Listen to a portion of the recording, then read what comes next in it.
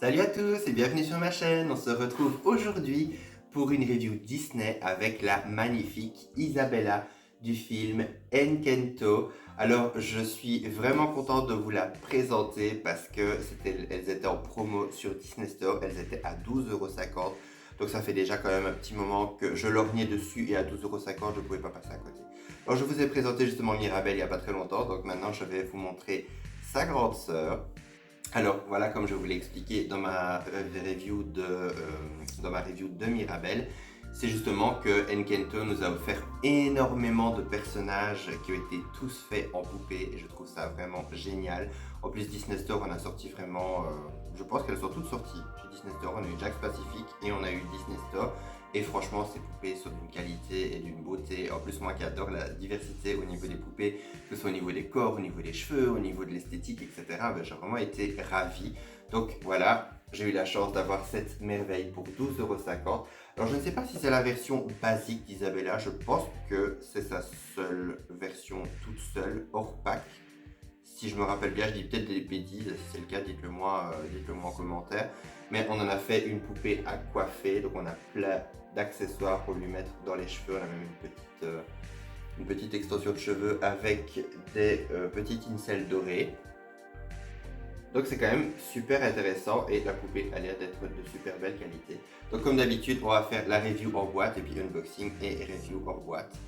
Alors voilà, on peut voir déjà d'après la boîte, on a le logo Disney juste ici, on a Mirabel juste là, avec des fleurs qui remontent. On a également une petite gommette avec une photo de la poupée d'Isabella, la Encanto.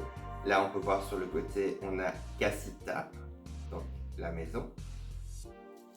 Juste derrière, on a une photo avec le contenu de la boîte. Alors, je ne sais pas s'il y avait encore le prix. Ah non, il n'y a pas.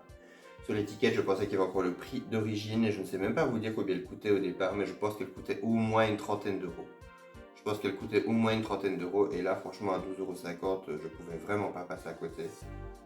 C'est vraiment, je trouve qu'elle a l'air vraiment magnifique. En plus, j'aime beaucoup la relation d'Isabella et Mirabel, ce côté un peu compétition entre sœurs et le moment où elles se rapprochent vraiment dans le film et où Mirabel montre à Isabella qu'elle n'a pas à être aussi parfaite tout le temps. Voilà, c'est vraiment un moment que j'ai adoré. Donc maintenant, trêve de blabla, on va ouvrir cette beauté et la découvrir ensemble. Et voici la magnifique Isabella déboxée. Alors regardez-moi ça comme elle est super belle. Je trouve que son visage est magnifique, il est vraiment parfait. Plus la mienne n'a vraiment aucun défaut, elle est vraiment magnifique. Donc ça, je suis vraiment super content au niveau de la qualité. Voilà, il faut savoir que c'est une poupée à coiffer, donc j'avais un peu peur au niveau des cheveux parce qu'il y a beaucoup de poupées à l'heure actuelle, même quand on fait qu'elles ont des super longs cheveux, etc. C'est pas toujours fameux la qualité, mais bon, de ce côté-là, Disney Store nous déçoit assez rarement. Et c'est vrai qu'au niveau de ses cheveux, on retrouve une très belle densité et une très belle qualité. C'est vraiment super quali. Alors, au niveau de sa coiffure, justement, on peut voir qu'elle a sa coiffure, donc comme dans le film, avec la petite mèche nouée sur le côté. Voilà, regardez. C'est super joli. On peut voir également qu'elle a déjà une petite fleur dans les cheveux. Alors, au niveau de son visage, elle regarde sur le côté comme presque toutes les poupées Disney Store. Elle a un magnifique regard, très vivant. J'aime beaucoup. Alors, on peut voir qu'elle a un léger maquillage rosé au-dessus des paupières. Alors on peut voir également qu'elle a une paire de boucles d'oreilles. Alors comme Mirabel, ce sont vraiment les oreilles de la poupée qui sont percées. Voir des petites boucles d'oreilles en fleurs.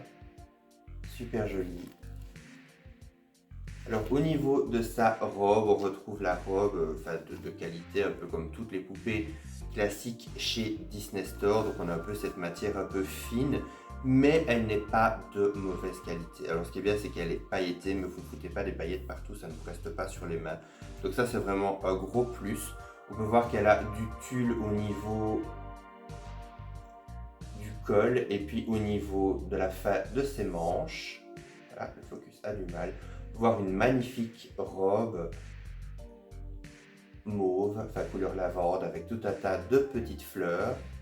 On peut voir également qu'il y a plusieurs petites couches. Et au niveau de ses chaussures, on peut voir des chaussures assez similaires à celles de Mirabelle. Donc des petites chaussures toutes mignonnes avec des petits dessins, enfin des petites gravures de fleurs dessus.